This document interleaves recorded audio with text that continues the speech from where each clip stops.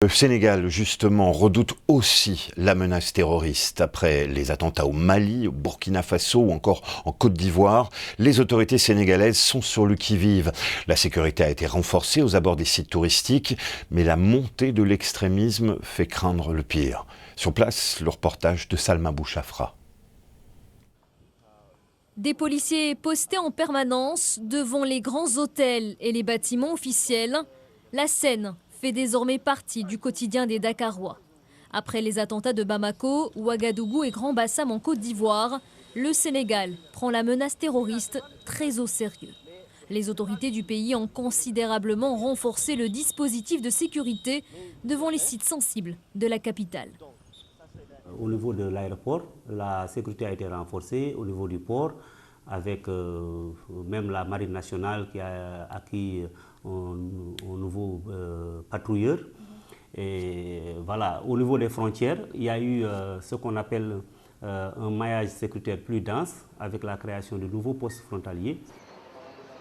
Malgré ces mesures, la porosité des frontières constitue une véritable menace.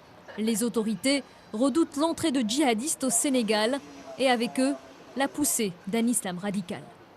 Réputé pour son islam modéré et tolérant, le Sénégal fait face aujourd'hui à la montée de l'extrémisme. Des discours radicaux gagnent de plus en plus le terrain. D'ailleurs, ces derniers mois, des dizaines d'individus soupçonnés d'activités djihadistes ont été arrêtés dans plusieurs villes du pays. À en croire certains observateurs, le pays serait plus que jamais exposé à la mouvance extrémiste. Les réseaux terroristes tentent de récupérer des jeunes frustrés en pleine quête d'identité. Chaque processus de radicalisation diffère d'un individu à l'autre.